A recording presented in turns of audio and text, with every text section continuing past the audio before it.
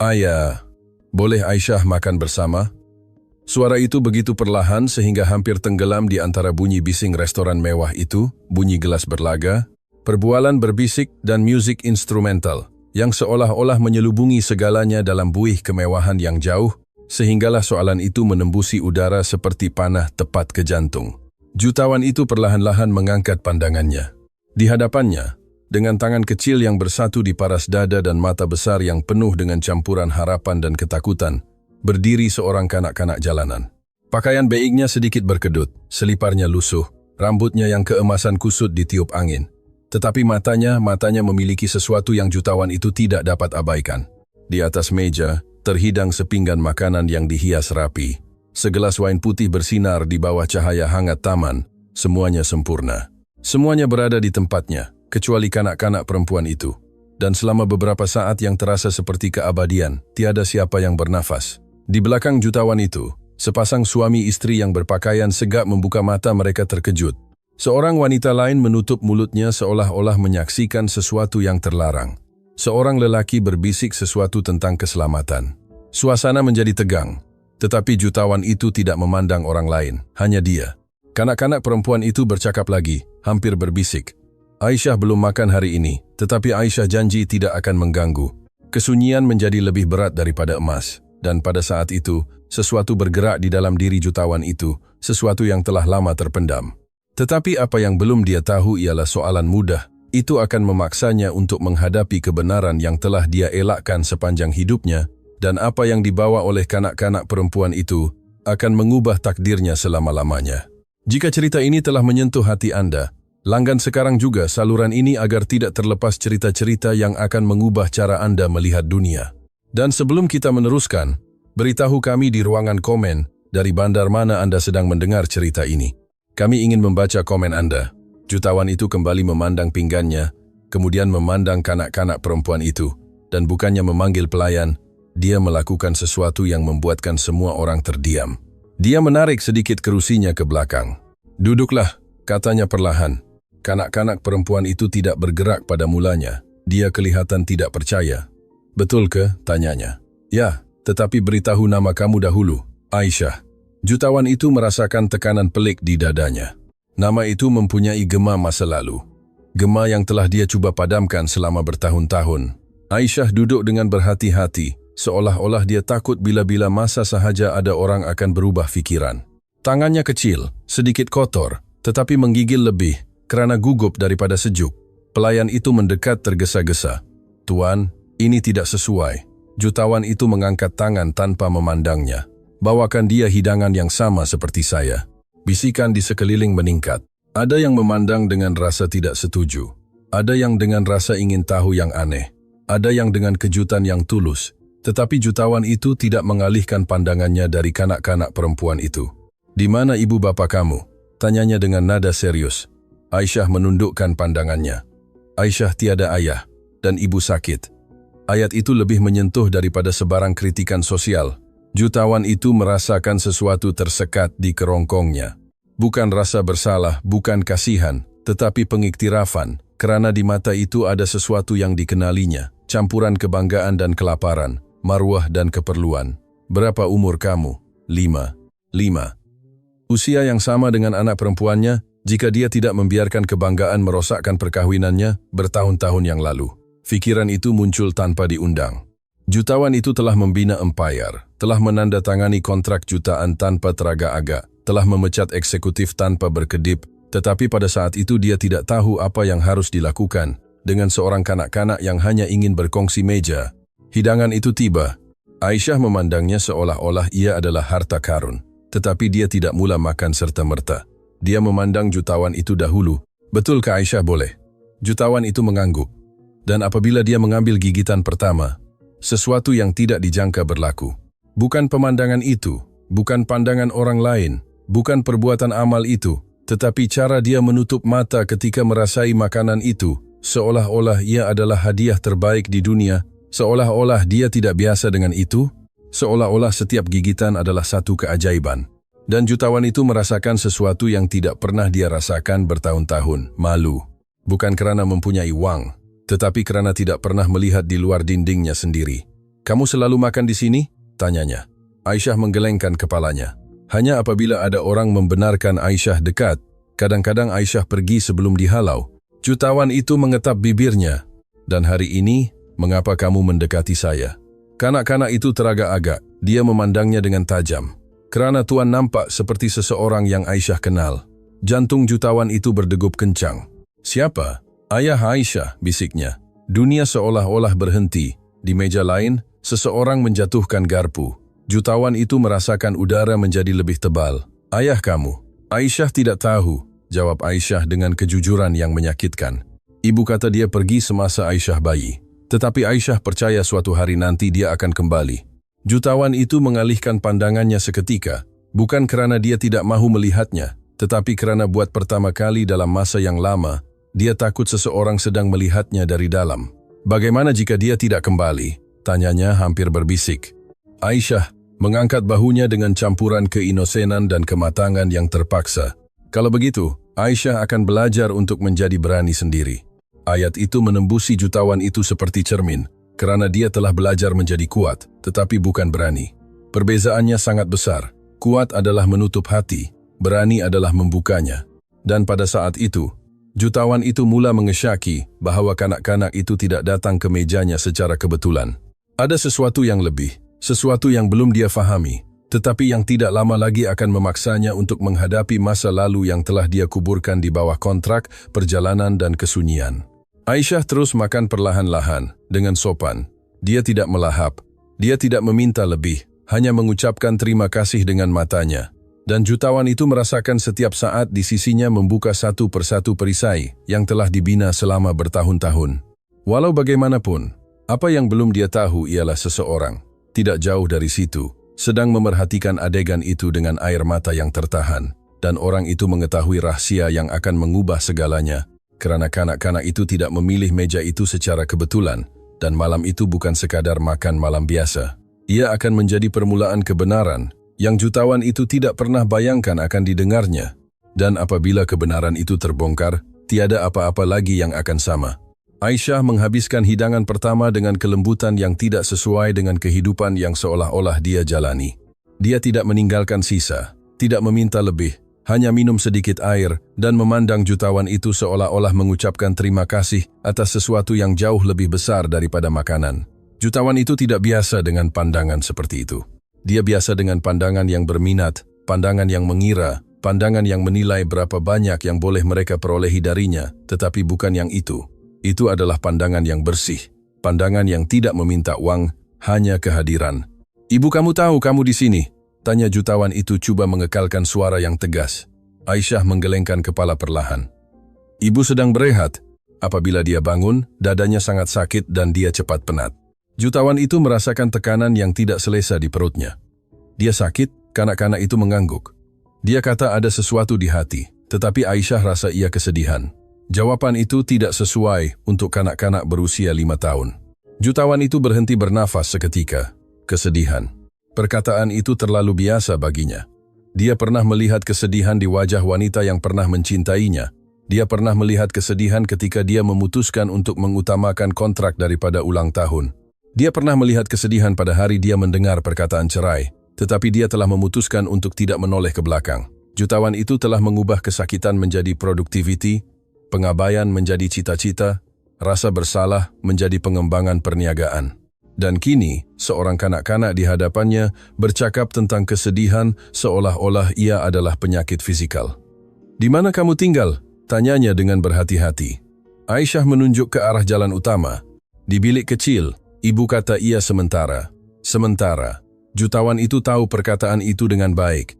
Banyak kali dia telah berkata bahawa ketiadaannya adalah sementara, bahawa perjalanannya adalah sementara, bahawa jaraknya adalah sementara. Tetapi tahun-tahun tidak sementara, luka-luka juga tidak.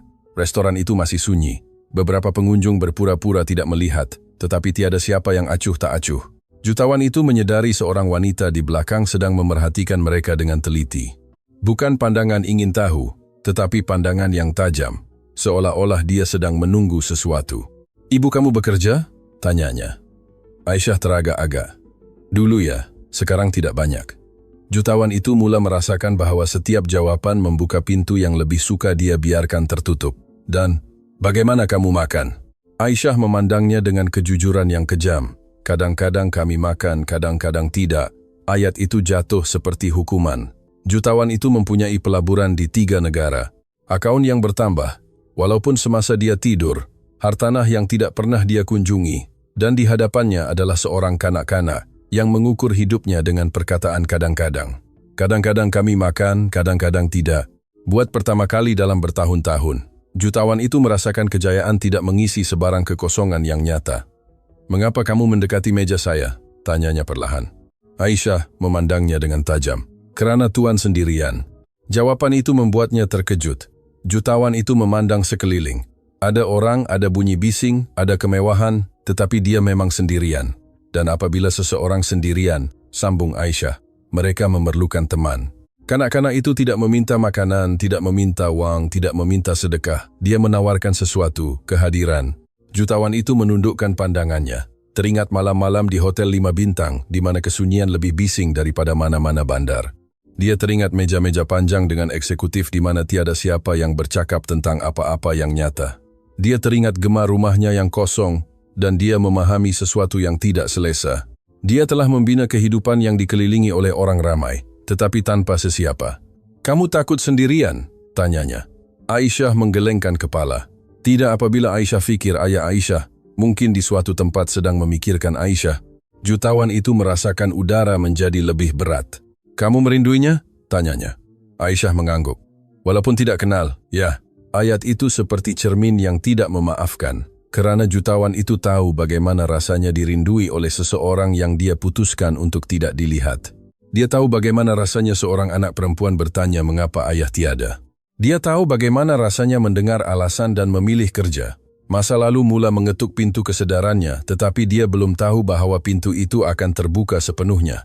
Tiba-tiba, Aisyah melakukan sesuatu yang tidak dijangka.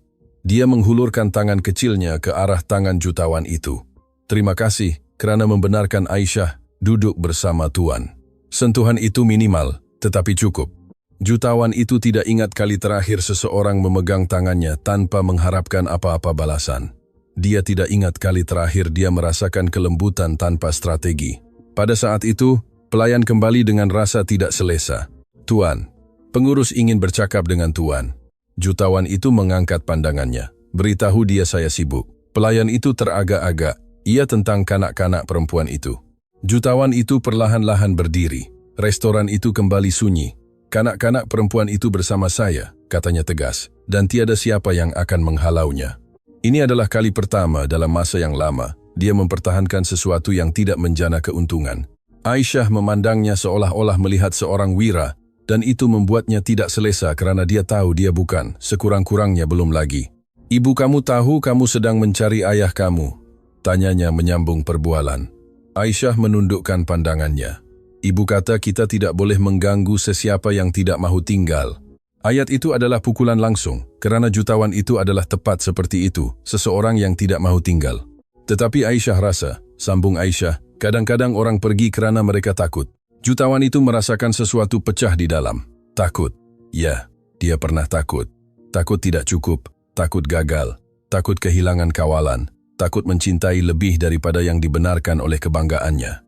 Dan kerana takut, dia telah kehilangan lebih banyak daripada yang pernah dia akui secara terbuka. Dan kamu rasa ayah kamu takut? Tanyanya. Aisyah memandangnya dengan kebijaksanaan yang tidak sesuai dengan usianya. Ya, tetapi suatu hari nanti dia akan berani.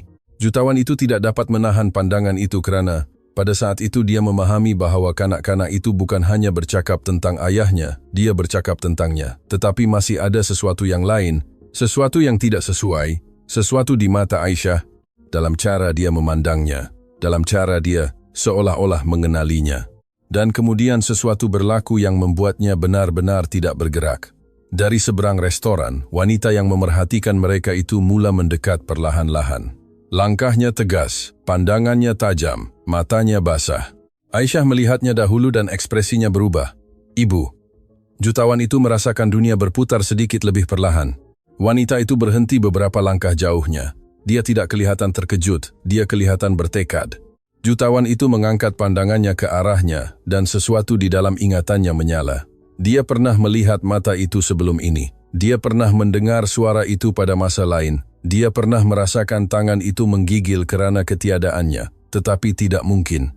Bukan selepas bertahun-tahun, wanita itu menarik nafas dalam-dalam. Saya tidak tahu suatu hari nanti saya akan bertemu dengan awak begini, katanya dengan suara tertahan. Jutawan itu merasakan masa lalu yang telah dia kuburkan dengan begitu gigih, baru saja duduk di hadapannya dalam bentuk kebenaran, dan apa yang akan didengarnya akan mengubah segala yang dia pikir dia tahu tentang kanak-kanak itu dan tentang dirinya sendiri. Restoran itu seolah-olah tidak wujud lagi. Bunyi kutleri, musik lembut, perbualan mewah, semuanya tergantung dalam semacam kesunyian yang tidak kelihatan apabila Ibu Aisyah berhenti di hadapan meja. Jutawan itu merasakan jantungnya berdegup kencang dengan kekuatan yang tidak pernah dia kenali bertahun-tahun. Wanita itu tidak memakai solekan yang menarik perhatian atau pakaian mahal. Gaunnya ringkas, rambutnya diikat kemas secara praktikal, tetapi matanya mata itu tidak berubah. Ia adalah mata yang sama yang pernah memandangnya dengan cinta tanpa syarat, mata yang sama yang memintanya untuk tinggal, mata yang sama yang dipenuhi air mata pada hari dia memutuskan untuk pergi. Dia memerhatikannya tanpa kebencian, tanpa jeritan, tanpa celaan segera, hanya dengan kesedihan yang matang, seperti seseorang yang telah menangis sepuas-puasnya. Saya tidak tahu takdir akan begitu ironis, katanya akhirnya. Jutawan itu tidak menjawab. Aisyah memandang antara mereka berdua, tanpa memahami sepenuhnya ketegangan itu, tetapi merasakan sesuatu yang penting sedang berlaku. Ibu, dia membenarkan Aisyah duduk, kata kanak-kanak itu dengan kebanggaan yang polos. Wanita itu mengangguk. Saya nampak.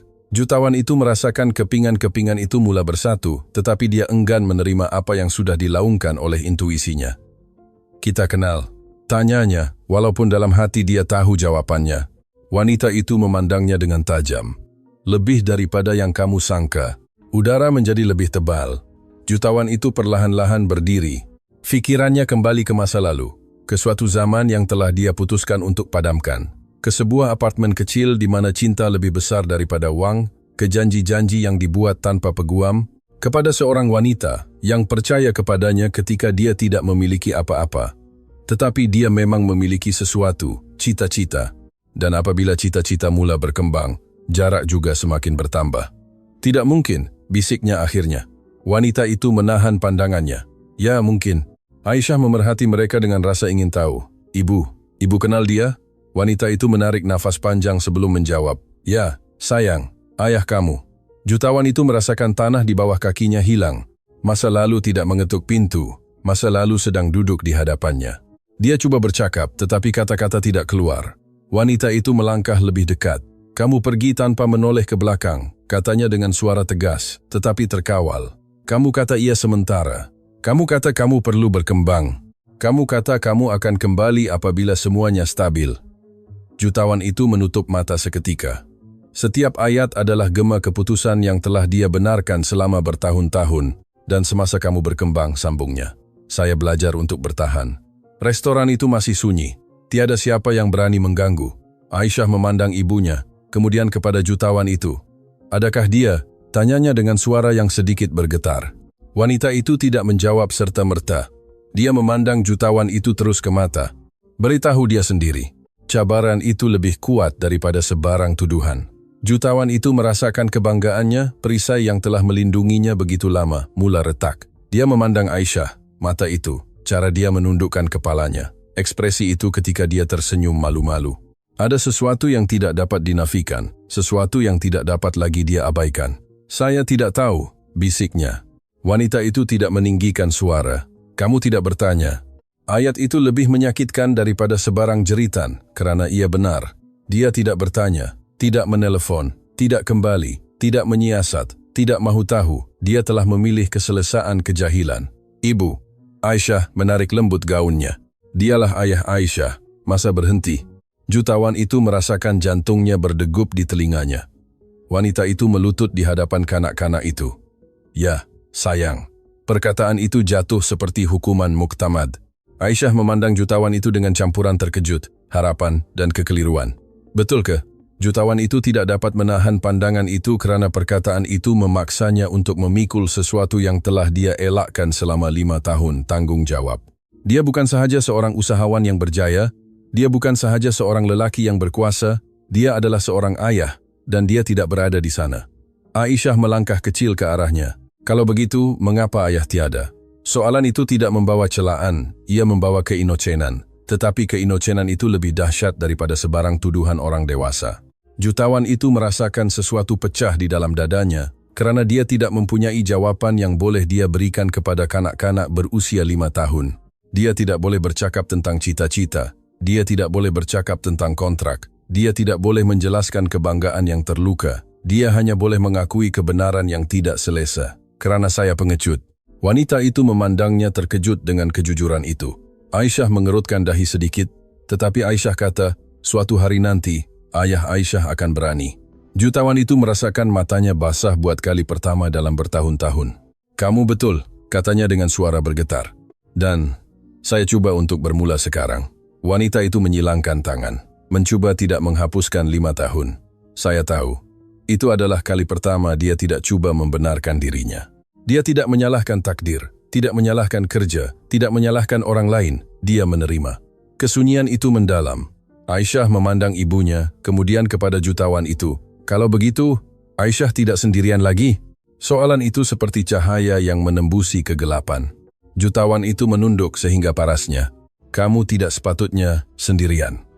Wanita itu mengalihkan pandangannya seketika, menahan emosi yang telah dia pelajari untuk menekan. Dia tidak tahu segalanya, katanya, akhirnya. Dia tidak tahu malam-malam tanpa makanan. Dia tidak tahu konsultasi perubatan yang tidak mampu saya bayar. Dia tidak tahu bahwa hati saya bukan hanya sakit kerana penyakit, tetapi kerana pengabaian. Jutawan itu merasakan setiap perkataan adalah cermin kepada keputusannya. Kamu sakit? Tanyanya dengan kebimbangan yang tulus. Dia mengangguk. Saya perlukan pembedahan, tetapi saya tidak datang untuk meminta apa-apa dari kamu. Ayat itu lebih menyakitkannya. Tiada tuntutan, tiada manipulasi, hanya kebenaran. Saya tidak tahu apa-apa, ulangnya, walaupun dia sudah memahami bahwa ayat itu tidak akan membebaskannya. Kamu tidak mahu tahu, dia membetulkannya perlahan. Aisyah memandang wajah jutawan itu seolah-olah dia cuba menghafal setiap perincian. Tuan nampak macam Aisyah, katanya dengan senyuman kecil. Jutawan itu merasakan bahwa pernyataan itu adalah hadiah dan tanggung jawab pada masa yang sama. Restoran itu perlahan-lahan mula kembali berbunyi, tetapi meja itu masih merupakan dunia yang berasingan. Di mana kamu tinggal? Tanyanya. Wanita itu teragak-agak. Kebanggaan masih wujud. Saya tidak mahu simpati kamu. Bukan simpati, jawabnya tegas. Ini tanggung jawab. Perbezaannya sangat besar. Wanita itu menelitinya dengan teliti. Dia tidak mencari wang, dia mencari kebenaran. Jika kamu ingin masuk ke dalam hidupnya, katanya akhirnya, kamu tidak boleh melakukannya seperti menandatangani kontrak. Kamu tidak boleh muncul hari ini dan menghilang esok. Jutawan itu merasakan beban setiap perkataan kerana dia tahu itulah kecenderungannya. Saya tidak mahu menghilang lagi, katanya dengan jujur. Aisyah memegang tangannya lagi. Kalau begitu, tinggallah. 3 perkataan yang begitu mudah, begitu berkuasa. Jutawan itu memahami bahwa malam itu bukan kebetulan, bukan amal, bukan persamaan, ia adalah konfrontasi. Takdir tidak membawanya ke meja itu untuk dia membayar makan malam. Ia membawanya untuk dia membayar hutang emosi. Tetapi, masih ada sesuatu yang lebih, sesuatu yang wanita itu belum katakan, sesuatu yang masih disimpan. Dan apabila kebenaran terakhir itu terbongkar, jutawan itu perlu memutuskan sama ada dia sanggup kehilangan kebanggaannya, atau kehilangan segalanya sekali lagi, kerana ujian sebenar bukan untuk mengenali anak perempuannya, tetapi untuk membuktikan bahwa dia boleh menjadi ayah yang layak untuknya, dan keputusan itu akan tiba. Kesunyian yang mengikuti kata-kata Aisyah tidaklah janggal, ia adalah penentu. Jutawan itu masih membongkok di hadapan anak perempuannya, merasakan berat tangan kecil itu di tangannya. Bukan tangan yang rapuh, tetapi tangan yang telah belajar untuk berdiri sendiri terlalu awal. Ibu Aisyah masih berdiri, memerhatikannya dengan campuran kehati-hatian dan keletihan. Tiada kebencian di matanya, tetapi juga tiada kepercayaan. Ada sesuatu yang lebih kompleks, penilaian senyap. Dia tidak melihat lelaki yang melutut di hadapan anak perempuannya. Dia melihat lelaki yang pernah berjanji untuk tinggal. "Jika kamu benar-benar ingin berada dalam hidupnya," katanya akhirnya dengan suara yang tegas. "Tetapi tenang, kamu tidak boleh melakukannya separuh jalan." Jutawan itu perlahan-lahan berdiri.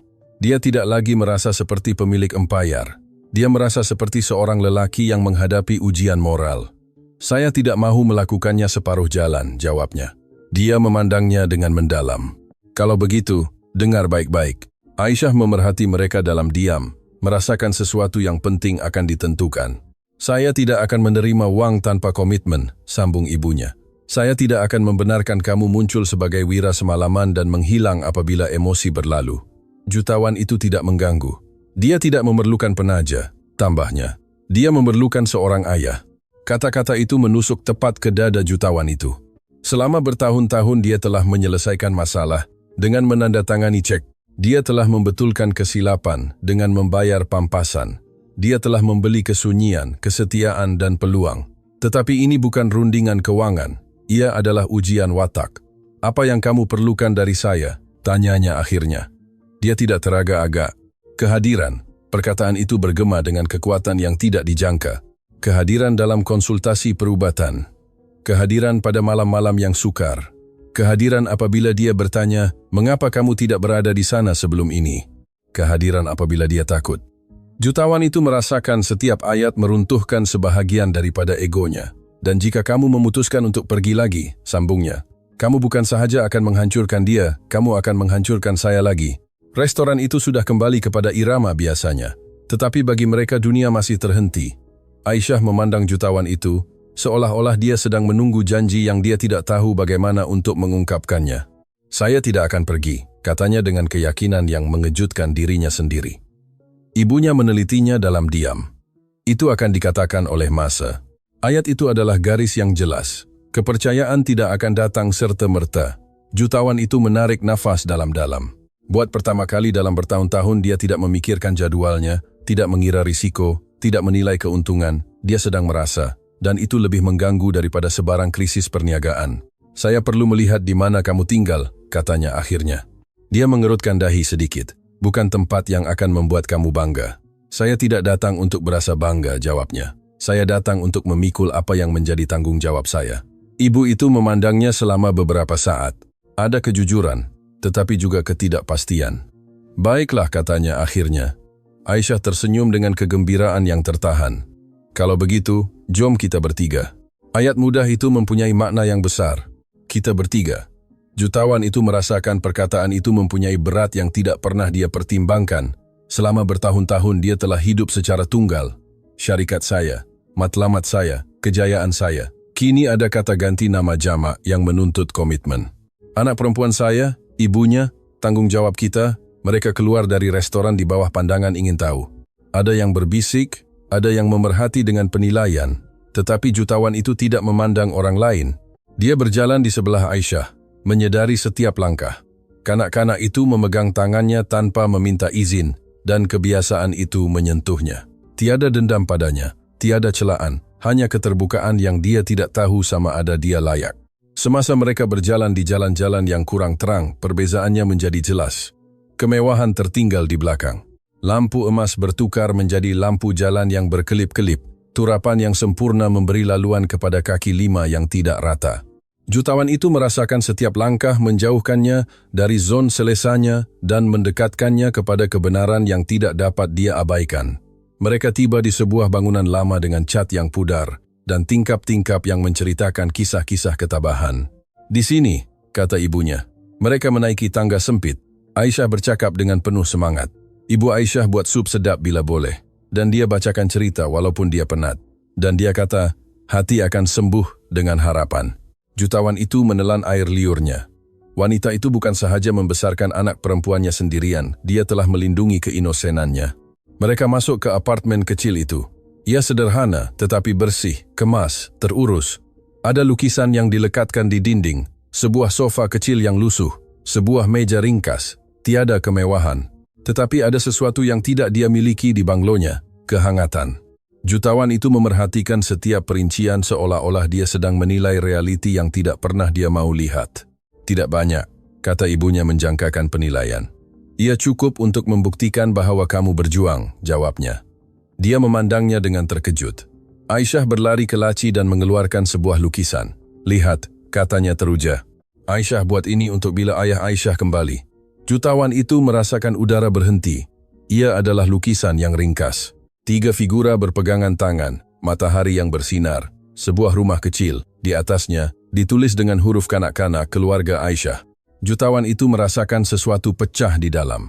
Ada sebuah keluarga yang dilukis, sebuah keluarga yang wujud dalam imajinasi anak perempuannya, tetapi yang telah dia abaikan dalam realiti. Aisyah simpan, kata Aisyah, kerana Aisyah tahu suatu hari nanti ia akan berlaku. Jutawan itu tidak dapat bercakap selama beberapa saat. Ibunya memerhati, dia tidak cuba menyentuhnya. Dia cuba memahami sama ada dia memahami magnitud apa yang telah dia hilang. Kamu perlukan pembedahan, katanya akhirnya.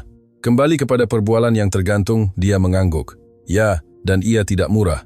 Saya akan uruskan. Dia mengangkat tangannya perlahan. Saya tidak mahu kamu hanya membayar. Jutawan itu memandangnya, memahami apa yang sebenarnya dia minta. Saya mahu kamu berada di bilik menunggu. Saya mahu kamu jelaskan kepada anak perempuan kamu mengapa ibu akan masuk pembedahan. Saya mahu jika sesuatu berlaku, dia tidak akan sendirian. Jutawan itu merasakan setiap perkataan memaksanya untuk meninggalkan versi lamanya. Dia tidak boleh menyelesaikan itu dengan wang, hanya dengan komitmen yang nyata. Saya akan berada di sana, katanya. Dia menahan pandangannya. Kalau begitu, mulalah sekarang. Aisyah mendekat dan memeluk kaki jutawan itu. Gerakan spontan, semula jadi, tanpa ragu-ragu. Dia teragak-agak seketika dan kemudian memeluknya dengan janggal. Dia tidak tahu bagaimana untuk melakukannya. Tetapi dia tahu dia tidak mahu melepaskannya. Di apartemen kecil itu, jauh dari kemewahan dan kamera, jutawan itu memahami sesuatu yang asas. Kuasa sebenar bukan mengawal pasaran, ia adalah memegang tangan kecil apabila ketakutan muncul. Tetapi masih ada sesuatu yang lebih, sesuatu yang ibu itu belum katakan. Satu butiran yang akan mengubah sepenuhnya cara dia memahami masa lalu. Dia duduk perlahan-lahan di sofa. Ada sesuatu yang kamu perlu tahu. Jutawan itu memandangnya dengan teliti. Apabila saya meninggalkan hospital pada hari dia lahir, saya coba menelepon kamu. Jutawan itu mengerutkan dahi. Saya tidak pernah menerima panggilan itu. Dia mengangguk. Saya tahu, kerana seseorang telah menyekat nomor saya. Kesunyian serta-merta. Apa maksud kamu? Dia menarik nafas dalam-dalam. Pembantu kamu pada masa itu memberitahu saya bahwa kamu tidak mahu tahu apa-apa, bahwa kamu sedang menumpukan perhatian pada perniagaan penting, bahwa saya tidak boleh mendesak. Jutawan itu merasakan darahnya membeku. Dia samar-samar teringat zaman itu, rundingan penting, perjalanan antara bangsa, satu siri penapis di teleponnya untuk mengelakkan gangguan. Saya tidak pernah meminta itu, bisiknya. Dia memandangnya dengan campuran kesedihan dan pasrah. Tetapi kamu membenarkannya. Ayat itu adalah pukulan yang tidak dijangka. Ia bukan sahaja pengkhianatan luaran, ia adalah akibat dari kecuaiannya sendiri. Dia telah menyerahkan begitu banyak kehidupannya sehingga orang lain memutuskan berita apa yang sampai kepadanya. Dan yang paling penting, tidak pernah sampai. Jutawan itu merasakan campuran kemarahan dan rasa bersalah. Dia tidak boleh sepenuhnya menyalahkan pihak ketiga. Dia telah membina tembok di sekeliling waktunya, dan tembok itu menghalang apa yang paling penting. Saya perlu tahu segalanya, katanya tegas. Dia mengangguk. Kalau begitu, bersedialah kerana apa yang akan datang tidak selesa. Jutawan itu memahami bahwa kisah sebenar baru sahaja bermula. Ia bukan sahaja pertemuan semula, ia bukan sahaja anak perempuan yang ditemui, ia adalah rantaian keputusan yang salah, siri kesunyian, kehidupan selari yang berkembang tanpanya. Dan kini dia perlu memutuskan sama ada dia bersedia untuk membina semula dari asas. Kerana mencintai tidak akan cukup, dia perlu membuktikannya. Dan ujian baru sahaja bermula. Apartemen kecil itu sunyi selepas pendedahan itu. Nombor disekat. Ayat itu masih bergema di fikiran jutawan itu, seperti gema yang tidak selesa yang tidak dapat dia padamkan. Selama bertahun-tahun dia percaya bahwa dia hanya menghilang, bahwa dia telah memutuskan untuk meneruskan hidupnya tanpanya, bahwa kesunyian itu adalah bersama. Tetapi kini dia memahami bahwa kesunyian itu bukan kebetulan, ia adalah akibat dari kehidupan yang begitu terlindung sehingga kelahiran anak perempuannya pun tidak berjaya menembusi penapis yang telah dia cipta sendiri. Saya perlu memahami segalanya, katanya akhirnya dengan suara yang perlahan tetapi tegas. Ibu Aisyah duduk dengan berhati-hati di sofa, seolah-olah badannya menanggung lebih berat daripada yang kelihatan. Pada hari dia lahir, dia memulakan, "Saya coba menelepon kamu lebih dari 10 kali." Jutawan itu menutup mata seketika. 10 kali, 10 peluang yang tidak pernah sampai kepadanya. "Kemudian saya pergi ke pejabat kamu," sambungnya. "Pembantu kamu memberitahu saya bahwa kamu sedang dalam mesyuarat antara bangsa, bahwa kamu tidak boleh diganggu oleh hal pribadi." Ayat itu menyentuhnya dengan kejelasan yang kejam. Hal pribadi. Anak perempuannya telah dikategorikan sebagai gangguan. Jutawan itu merasakan campuran kemarahan dan rasa malu. Dia ingat dengan jelas rundingan itu, perjanjian jutaan yang menandakan permulaan pengembangan globalnya. Dia telah memberikan arahan jelas untuk tidak menerima panggilan yang tidak perlu, dan tanpa disedari, dia telah menutup pintu kepada perkara paling penting dalam hidupnya. "Saya tidak tahu kamu hamil," bisiknya. Dia memandangnya dengan campuran ketidakpercayaan dan kesedihan. "Saya beritahu kamu sebelum kamu pergi." Dia menggelengkan kepala sedikit. "Saya tidak ingat." Dia mengangguk dengan ketenangan yang menyakitkan. "Karena kamu sudah memikirkan perjalanan seterusnya." Kesunyian itu berat, tiada jeritan, tiada drama yang berlebihan, hanya kebenaran yang mentah. Jutawan itu memahami bahwa ini bukan konspirasi. Ia bukan semata-mata salah pembantu yang bercita-cita tinggi atau sistem yang dingin, ia adalah hasil daripada keutamaan yang salah. "Apabila saya faham bahwa kamu tidak akan kembali," sambungnya, "saya memutuskan untuk tidak mengejar kamu lagi. Saya tidak mahu anak perempuan saya membesar dengan perasaan bahwa ayahnya tidak memilihnya." Jutawan itu merasakan jantungnya terhimpit karena itulah realitinya. Dia tidak memilihnya, bukan karena dia tidak mahu, tetapi karena dia tidak pernah tahu bahwa dia perlu melakukannya. Tetapi kesannya sama, ketiadaan. Aisyah telah tertidur di sofa kecil itu sambil memeluk lukisannya, keinosenannya tidak menyadari berat perbualan itu. Jutawan itu memerhatikannya dengan campuran kelembutan dan rasa bersalah. "Mengapa kamu tidak pernah coba mencari saya selepas itu?" tanyanya. Dia menarik nafas dalam-dalam. "Karena cinta tidak boleh mengemis." Ayat itu adalah pelajaran tersendiri.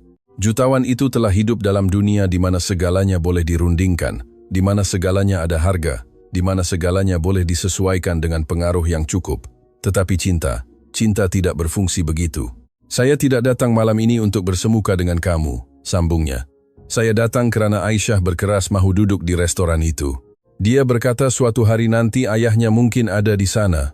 Jutawan itu merasa seram sejuk. Kanak-kanak itu tidak memilihnya secara kebetulan. Dia telah mengenalinya. Tanpa mengenalnya, dia telah merasakan sesuatu. "Dia selalu memandang lelaki yang mirip kamu," kata ibunya. "Dia selalu mempunyai harapan." Jutawan itu menggenggam tangannya. Ada sebahagian daripada dirinya yang ingin mengundurkan masa, kembali ke hari dia memutuskan untuk pergi, kembali ke saat dia memilih kontrak dan bukannya perbualan. Tetapi masa tidak berunding dan dia tahu itu lebih baik daripada sesiapapun. "Bila kamu tahu kamu sakit?" tanyanya dengan berhati-hati. Dia menunduk memandang tangannya. "Setahun yang lalu, masalah jantung. Saya perlukan pembedahan segera. Dan bagaimana kamu menguruskan semua ini sendirian?" Dia memandangnya dengan senyuman kecil yang letih. Bagaimana ibu-ibu melakukannya apabila mereka tidak mempunyai pilihan? Jawaban itu tidak mempunyai kepahlawanan, ia mempunyai realiti. Jutawan itu berjalan perlahan-lahan di apartemen kecil itu, memerhatikan meja ringkas, peti sejuk lama, ubat-ubatan di rak. Setiap perincian adalah bukti nyata kehidupan yang wujud tanpanya, kehidupan yang berjuang tanpa sokongannya. "Saya akan memindahkan wang sekarang juga," katanya sambil mengeluarkan teleponnya. Dia berdiri. "Tunggu." Jutawan itu memandangnya. "Saya tidak mahu ini bermula dengan pindahan bank." Dia mengerutkan dahi. "Kamu perlukan pembedahan." "Ya," jawabnya. "Tetapi saya perlu tahu sama ada kamu juga perlu berubah." Soalan itu membuatnya tidak bergerak. Dia tidak pernah mempertimbangkan keperluannya sendiri. Dia selalu percaya bahwa kejayaan sudah cukup. "Apa maksud kamu?" Dia memandangnya dengan kejujuran yang langsung. "Jika kamu hanya datang untuk menyelesaikan semuanya dengan uang, kamu akan pergi lagi apabila kamu rasa kamu sudah melaksanakan tanggung jawab." Jutawan itu perlahan-lahan menyimpan teleponnya. "Saya tidak mahu melaksanakan, saya mahu tinggal." Kata-kata itu keluar tanpa perhitungan dan itu menakutkannya. Karena tinggal bermakna melepaskan beberapa perkara, bermakna menyusun semula keutamaan, bermakna membuka ruang untuk orang lain, bermakna kelemahan. Kalau begitu, Mulalah dengan sesuatu yang kecil, katanya. Apa? Tinggal malam ini. Jutawan itu merasakan sedikit pening, jadwalnya penuh. Dia ada mesyuarat awal, penerbangan yang dijadwalkan, tetapi buat pertama kali tiada satu pun daripada perkara itu kelihatan mendesak. Dia memandang Aisyah yang sedang tidur, nafas kecilnya tenang, tangannya masih memegang lukisan keluarganya. Jutawan itu memahami bahwa ini adalah ujian sebenar yang pertama, bukan pembedahan, bukan pindahan, kehadiran. Saya akan tinggal, katanya akhirnya. Dia memerhatikannya mencari sebarang tanda keraguan. Dia tidak menemuinya. Sofa itu tidak selesa. Dia memberi amaran. Saya tidak datang untuk keselesaan.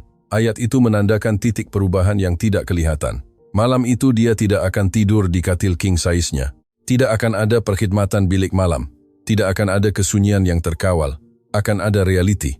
Semasa mereka menyediakan selimut untuknya, jutawan itu merasakan sesuatu yang tidak pernah dia alami bertahun-tahun. Kerendahan hati. Bukan kerendahan hati yang pura-pura dalam persidangan. Bukan kerendahan hati strategik di hadapan pelabur. Kerendahan hati yang nyata. Dia duduk di sofa di sebelah Aisyah. Kanak-kanak itu bergerak sedikit dalam tidurnya dan tanpa membuka mata berbisik ayah. Jutawan itu merasakan sesuatu hancur di dalam dadanya. Bisikan ringkas itu mempunyai nilai lebih daripada sebarang kontrak yang ditandatangani. Ibu memerhati dalam diam dari dapur kecil. Dia tidak sepenuhnya yakin, tetapi dia melihat sesuatu yang berbeza padanya, sesuatu yang tidak ada sebelum ini. Jutawan itu mengangkat pandangannya ke arahnya. Saya minta maaf, katanya akhirnya. Ia bukan ucapan yang rumit, bukan pembelaan, bukan penjelasan yang panjang lebar. Ia adalah permohonan maaf yang ringkas, dan dalam kesederhanaan itu ada kebenaran. Dia menahan pandangannya. Jangan cakap pada saya, jawabnya. Tunjukkan kepadanya. Jutawan itu mengangguk. Dia tahu bahwa kata-kata tidak mencukupi. Malam itu, ketika apartemen kecil itu gelap, jutawan itu memahami sesuatu yang asas. Kejayaan tidak diukur dengan angka, ia diukur dengan ketiadaan. Dan dia telah mengumpul terlalu banyak. Tetapi masih ada masa, mungkin bukan untuk menghapuskan, tetapi untuk membina semula. Dan semasa Aisyah tidur dengan tangannya berehat di tangannya, jutawan itu membuat keputusan paling penting dalam hidupnya. Dia tidak akan melabur dalam syarikat lain, dia akan melabur untuk kekal. Walau bagaimanapun ujian sebenar bukan malam itu. Ia adalah keesokan harinya, apabila dunia korporat memanggil, apabila tekanan kembali, apabila rakan kongsinya mempersoalkan perubahannya. Disitulah akan diketahui sama, ada transformasinya adalah emosi sementara atau permulaan versi baru dirinya. Dan subuh akan tiba dalam beberapa jam. Subuh masuk dengan malu-malu melalui tingkap kecil apartemen itu. Tiada langsir sutera, tiada otomasi rumah yang memprogramkan cahaya, tiada pembantu yang menunggu arahan. Hanya satu sinaran emas yang menerangi wajah Aisyah yang sedang tidur dan jutawan itu duduk di sofa, terjaga sejak beberapa jam yang lalu. Dia tidak dapat tidur, bukan kerana sofa itu tidak selesa, tetapi kerana realiti lebih berat daripada sebarang tilam mewah. Dia memandang anak perempuannya bernafas dengan ketenangan yang hanya dimiliki oleh kanak-kanak apabila mereka berasa dilindungi dan dia memahami sesuatu yang menyakitkan. Dia tidur lena kerana dia percaya ayahnya ada di sana, tetapi dia tahu dia belum membuktikan apa-apa. Ibu keluar dari bilik dengan langkah perlahan. Wajahnya menunjukkan keletihan bertahun-tahun yang terkumpul, tetapi juga ekspresi baru, harapan yang berhati-hati. Kamu tidak biasa dengan ini, katanya lembut. Jutawan itu menggelengkan kepala. Tidak. Dia mendekati dapur kecil dan mula membancuh kopi. Aroma itu memenuhi ruang. Hari ini saya ada janji temu doktor. Dia mengulas tanpa memandangnya. Jutawan itu mengangkat pandangan. Saya ikut. Dia berhenti seketika sebelum meneruskan pergerakan. Kamu ada kerja? Hari ini tidak.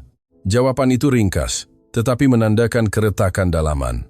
Teleponnya bergetar di dalam poket sekali, kemudian sekali lagi, kemudian kali ketiga. Dia tidak perlu melihatnya untuk tahu apa itu. Mesej-mesej mendesak, panggilan daripada rakan kongsi, peringatan mesyuarat. Dunia korporat mula menuntut perhatiannya. Jutawan itu perlahan-lahan mengeluarkannya dan mematikannya. Gerakan itu kecil, tetapi simbolik. Ibu memerhatikannya dengan pandangan sisi. Pasti, dia mengangguk. Jika saya tidak boleh melakukan ini, maka tiada apa-apa lagi yang penting. Aisyah mula bergerak di sofa, perlahan-lahan membuka mata dan melihatnya masih di sana. Dia tersenyum, seolah-olah dunia berada dalam keadaan teratur. Selamat pagi, ayah. Perkataan itu bukan lagi bisikan tidak sedar. Ia adalah sedar, bertekad. Jutawan itu merasakan bahwa ayat mudah itu mempunyai berat lebih daripada sebarang gelaran korporat. Selamat pagi, sayang. Ibu menutup mata seketika, seolah-olah pemandangan itu menyakitinya dan menyembuhkannya pada masa yang sama.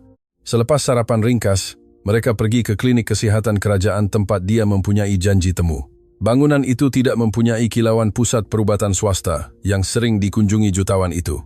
Kerusi-kerusi tidak selesa, dinding-dinding memerlukan cat. Suasana dipenuhi dengan ketidakpastian, dan disitulah dia duduk menunggu, tanpa keistimewaan, tanpa akses keutamaan, hanya sebagai seorang lelaki yang bimbang tentang seseorang yang dia cintai.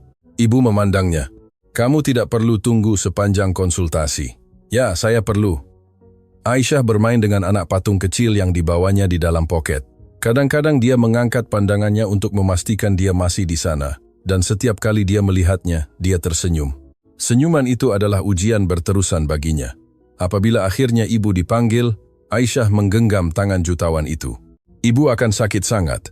Jutawan itu menelan air liurnya. Kita akan dengar apa kata dokter, dan selepas itu kita akan lihat bagaimana untuk membantunya. Dia tidak menjanjikan yang mustahil, tidak menyembunyikan realiti, tetapi juga tidak melarikan diri. Ketiga-tiga mereka masuk. Dokter menjelaskan dengan profesional bahwa pembedahan perlu dilakukan segera, bahwa risiko meningkat dengan masa, bahwa mereka memerlukan keputusan yang cepat. Jutawan itu mendengar setiap perkataan seolah-olah ia adalah hukuman. Ia bukan kontrak, bukan pelaburan. Ia adalah kehidupan. Ibu kekal tenang, tetapi tangannya sedikit menggigil. Aisyah memandang kedua-duanya dengan mata besar. Ibu akan sembuh, dokter bercakap dengan berhati-hati. Dengan pembedahan, kebarangkaliannya baik. Jutawan itu menarik nafas. Lakukan di hospital terbaik yang mungkin. Dokter mengangkat pandangan terkejut dengan keazaman itu. Itu melibatkan kos yang tinggi. Jutawan itu menahan pandangannya. Tidak mengapa. Ibu menyampuk. Ya, mengapa? Jutawan itu memandangnya. Saya tidak membeli keampunan, katanya tegas. Saya melakukan apa yang sepatutnya saya lakukan dari awal. Dia menahan pandangannya beberapa saat dan mengangguk. Keputusan telah dibuat, tetapi ujian sebenar tiba pada saat itu. Teleponnya, yang telah dimatikannya, mula bergetar semula apabila dia menghidupkannya untuk membuat pindahan. Puluhan mesej, mesyuarat kritikal yang diawalkan, pelaburan yang bergantung pada kehadirannya. Salah seorang rakan kongsinya menulis, "Jika kamu tidak ada hari ini, kita akan kehilangan perjanjian itu." Jutawan itu merasakan refleksi lama coba diaktifkan. Dorongan itu untuk berlari, untuk mengutamakan perniagaan, untuk berkata, ini tidak boleh menunggu. Tetapi kali ini, ada sesuatu yang berbeza. Dia memandang Aisyah. Dia sedang melukis di atas kertas di bilik konsultasi. Ada 3 figura lagi berpegangan tangan, dan kali ini figura ayah lebih dekat. Jutawan itu memahami bahwa ini adalah rundingan sebenar, bukan dengan rakan kongsi, bukan dengan pasaran, tetapi dengan konsistensinya sendiri. Dia mengambil teleponnya, menulis mesej ringkas. Saya tidak akan hadir. Keutamaan keluarga. Dia menghantarnya. Kesunyian segera dalam sembang. Kemudian jawaban yang tidak percaya. Sejak bila? Jutawan itu meletakkan teleponnya di atas meja. Sejak hari ini. Dia tidak mengatakannya dengan kuat, tetapi dia merasakannya. Ibu memerhati gerakan itu. Kamu baru saja kehilangan berjuta-juta, katanya dengan tenang. Jutawan itu memandangnya. Saya sudah kehilangan 5 tahun. Itu lebih mahal. Dia tidak menjawab, tetapi sesuatu dalam ekspresinya berubah. Hormat. Apabila mereka keluar dari klinik, udara terasa berbeza. Bukan kerana masalah telah diselesaikan, tetapi kerana arah telah berubah. Mereka berjalan dalam diam beberapa menit. Aisyah memegang tangan kedua-duanya, sebuah keluarga yang tidak sempurna, tetapi coba menjadi nyata. Ayah akan tinggal apabila ibu dalam pembedahan, tanya kanak-kanak itu. Jutawan itu menunduk di hadapannya. Saya tidak akan pergi kemana-mana. Ibu memerhatikannya dengan teliti. Dia tahu bahwa kata-kata itu mudah. Yang sukar adalah mempertahankannya sepanjang masa. Tetapi dia melihat sesuatu yang baru pagi itu. Dia melihat pengorbanan, dia melihat pilihan, dia melihat konsistensi, dan itu tidak mudah dipalsukan. Malam itu, ketika mereka kembali ke apartemen, jutawan itu merasakan sesuatu yang tidak pernah dia alami dalam mesyuarat lembaga pengarah. Takut. Bukan takut kehilangan wang, bukan takut gagal secara terbuka, takut gagal sebagai ayah lagi. Ketakutan itu tidak melumpuhkan, ia mendorongnya. Mereka duduk untuk makan malam yang ringkas. Aisyah bercakap dengan teruja tentang sekolah, tentang seorang kawan, tentang cerita yang dia mahu dia dengar. Jutawan itu mendengarnya dengan penuh perhatian. Dia tidak menyampuk, tidak memandang jam, tidak memeriksa mesej, kehadiran. Ibu memerhatikannya dari dapur. Masih ada kesakitan, ada luka yang terbuka, tetapi juga ada sesuatu yang tidak dijangka, harapan.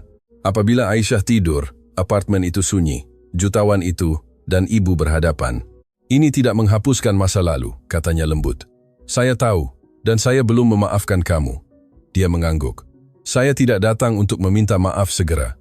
Dia memandangnya dengan tajam dan, saya datang untuk melihat sama ada kamu boleh tinggal. Jutawan itu menarik nafas dalam-dalam. Saya tidak tahu bagaimana untuk melakukannya dengan sempurna, tetapi saya mahu belajar. Kejujuran itu baru baginya, tanpa strategi, tanpa ucapan yang disediakan, hanya kebenaran. Dia mengangguk perlahan. Kalau begitu, mari kita mulakan esok. Jutawan itu memahami bahwa pembinaan semula bukan acara, ia adalah proses hari demi hari, pilihan demi pilihan.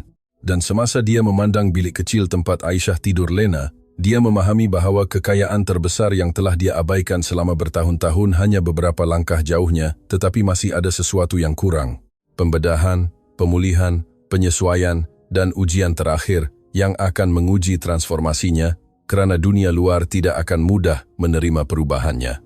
Dan tidak lama lagi dia perlu mempertahankan keutamaan baru ini di hadapan mereka yang tidak pernah memahami nilai untuk tinggal. Pertempuran yang paling sukar bukan menentang masa lalu, ia adalah menentang versi lamanya sendiri. Dan pertempuran itu baru sahaja bermula. Pembedahan telah dijadwalkan untuk minggu berikutnya. 7 hari. 7 hari yang kelihatan singkat untuk dunia. Tetapi keabadian bagi seseorang yang sedang cuba membina semula apa yang telah dia hancurkan dengan ketiadaan. Jutawan itu tidak kembali ke banglonya minggu itu. Dia membatalkan mesyuarat, menyerahkan keputusan, menyusun semula jadwalnya. Rakan-rakan kongsinya mula resah. Ada yang menelepon terus, ada yang menghantar mesej samar-samar. Seorang malah muncul, tanpa pemberitahuan, di hadapan bangunan sederhana tempat dia, kini menghabiskan sebahagian besar masanya. Apa yang kamu buat? Tanya rakan kongsi itu tidak percaya, sambil melihat persekitaran dengan rasa tidak selesa yang jelas. Jutawan itu menahan pandangannya tanpa teragak-agak. Apa yang sepatutnya saya lakukan bertahun-tahun yang lalu? Rakan kongsi itu mengerutkan dahi. Kamu mempertaruhkan pelaburan besar karena situasi pribadi. Jutawan itu menarik nafas dalam-dalam. Sebelum ini ayat itu akan membuatnya bertindak balas, dia akan merasa dipersoalkan. Dia akan mempertahankan kedudukannya dengan angka dan hujah. Tetapi kini dia tidak perlu meyakinkan sesiapa. Ia bukan situasi pribadi, jawabnya dengan tenang dan tegas. Dia anak perempuan saya. Rakan kongsi itu terdiam beberapa saat. Kamu tidak pernah bercakap tentang anak perempuan. Jutawan itu menahan pandangannya. Saya tidak pernah berada di sana untuknya. Kesunyian itu janggal. Rakan kongsi itu coba menekan untuk kali terakhir. Pasaran tidak menunggu. Jika kamu kehilangan peluang ini, ia mungkin tidak akan kembali. Jutawan itu memandang ke arah tingkap apartemen tempat Aisyah sedang melukis dengan tumpuan penuh. Beberapa peluang tidak akan kembali lagi, katanya akhirnya, saya sudah kehilangan satu kali. Rakan kongsi itu faham bahwa dia tidak akan mengubah keputusannya, dan pergi. Jutawan itu menutup pintu dengan tenang. Itulah ujian sebenar, bukan pembedahan, bukan wang. Ia adalah untuk mempertahankan pilihannya di hadapan dunia yang selalu mentakrifkannya. Malam itu, semasa dia membantu Aisyah dengan kerja sekolah, kanak-kanak itu mengangkat pandangannya. Ayah akan pergi apabila ibu masuk hospital? Jutawan itu meletakkan pensel di atas meja. Tidak. Walaupun kerja panggil? Soalan itu polos, tetapi tepat. Jutawan itu tersenyum lembut. Kerja boleh tunggu. Aisyah menundukkan kepalanya. Ibu kata orang dewasa kadang-kadang cakap begitu, tetapi tidak selalu menepatinya.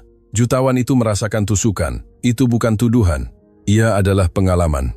Kalau begitu, pandang saya, katanya, dan kamu putuskan sama ada saya menepatinya. Aisyah memerhatikannya beberapa saat seolah-olah dia menilai kejujuran dan kemudian tersenyum. Aisyah percaya ayah.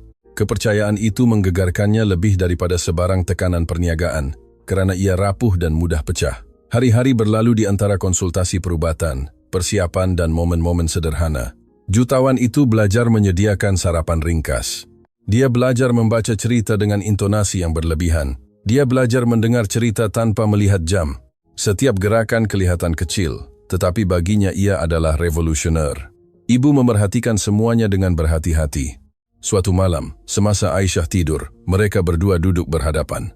"Saya tidak sangka kamu akan tinggal," dia mengakui. "Saya juga," jawabnya dengan jujur. Dia memandangnya dengan teliti. "Apa yang berubah?" Jutawan itu mengambil masa beberapa saat untuk menjawab.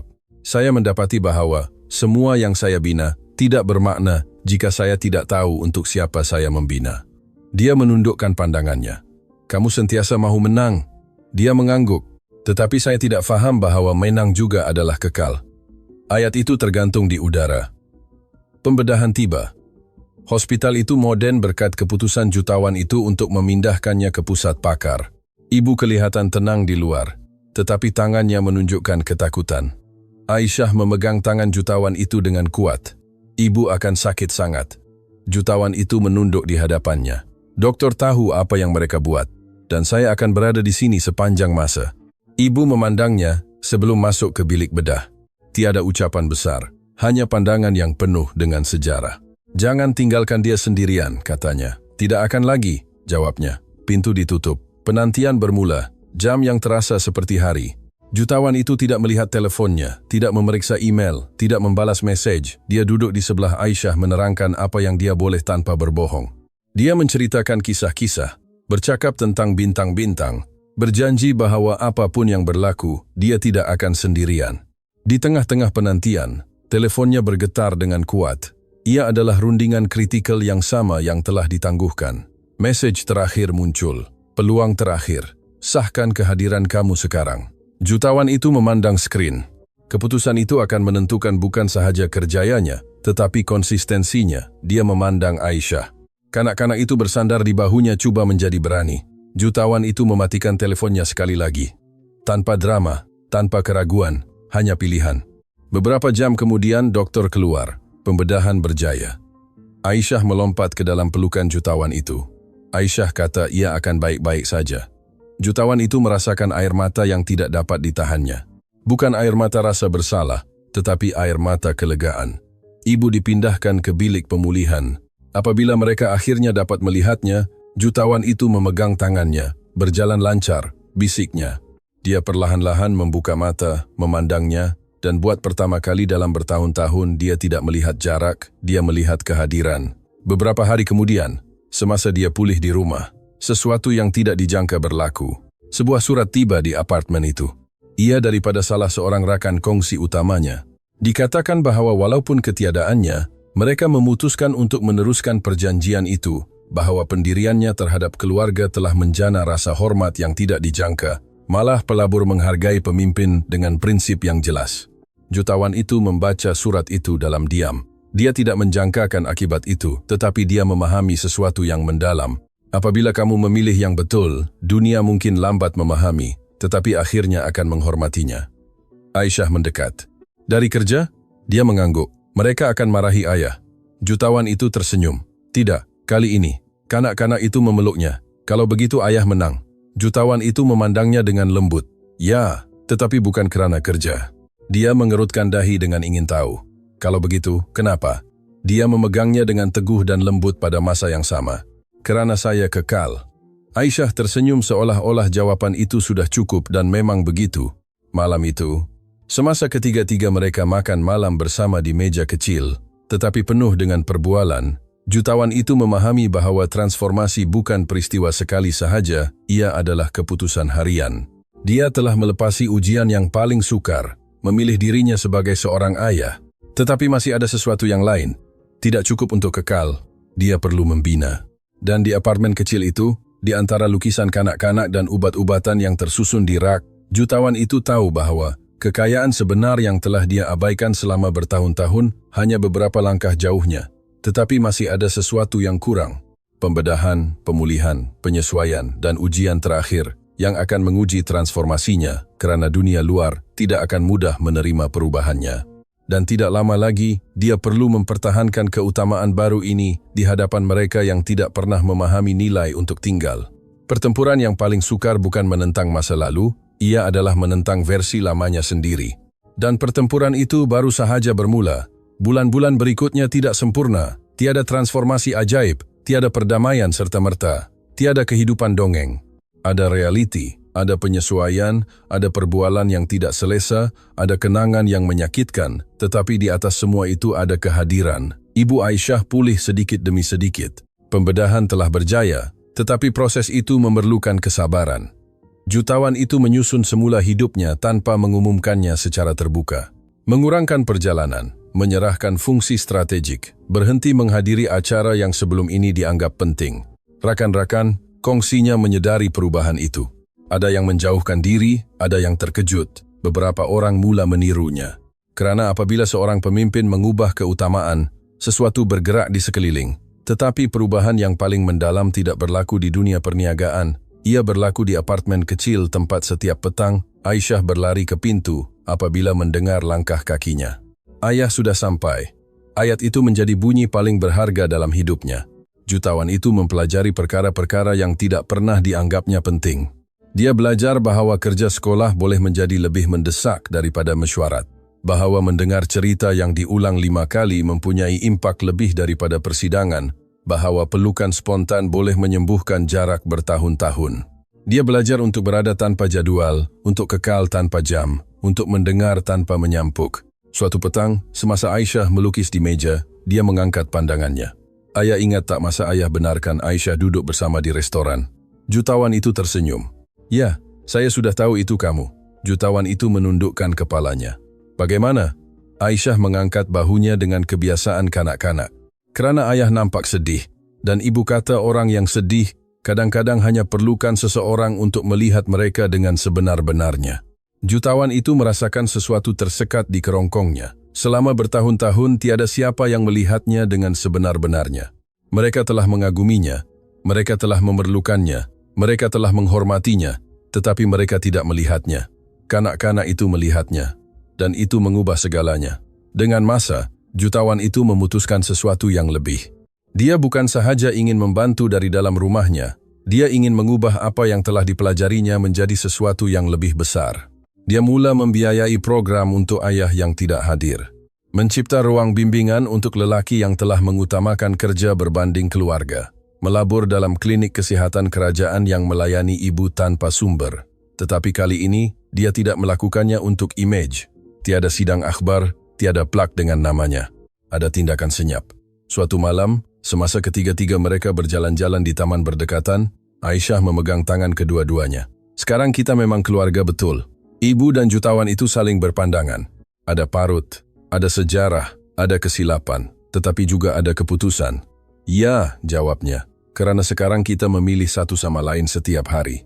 Aisyah tersenyum puas. Jutawan itu memahami sesuatu yang penting. Menjadi ayah bukanlah gelaran, ia adalah amalan harian, bukan acara, ia adalah ketekunan. Suatu petang, semasa mereka menguruskan kota-kota untuk berpindah ke tempat yang lebih luas, tidak mewah, tetapi selesa, Aisyah menemui lukisan lamanya yang memaparkan 3 figura berpegangan tangan. Dia memegangnya dengan bangga. Lihat, katanya, sekarang memang sama. Jutawan itu memerhatikan lukisan itu. Figura ayah tidak lagi jauh, ia berada di tengah. Memegang kedua-dua tangan dengan kuat. Terima kasih kerana percaya pada saya, bisiknya. Aisyah mengerutkan dahi dengan lembut. Aisyah bukan percaya. Aisyah tahu, kepastian kanak-kanak itu adalah hadiah terbesar yang diterimanya. Dengan masa, apartemen itu ditinggalkan. Bukan kerana malu, bukan kerana penolakan, tetapi kerana kini mereka boleh berkembang bersama. Rumah baru itu tidak mempunyai kemewahan berlebihan. Ia mempunyai keseimbangan. Jutawan itu masih berjaya. Tetapi dia tidak lagi taksub. Dia telah belajar untuk berkata tidak kepada mesyuarat yang tidak perlu. Dia telah belajar bahawa wang adalah alat, bukan identiti. Dia telah belajar bahawa ketiadaan lebih mahal daripada sebarang kerugian kewangan. Suatu malam, semasa Aisyah tidur, ibu mendekati jutawan itu. "Kamu tahu apa yang paling mengejutkan saya?" tanyanya. "Apa?" "Bahawa kamu tidak cuba mempertahankan diri apabila kamu tahu kebenarannya." Jutawan itu menarik nafas dalam-dalam, kerana tiada pembelaan yang mungkin. Dia mengangguk, dan itulah yang mengubah segalanya.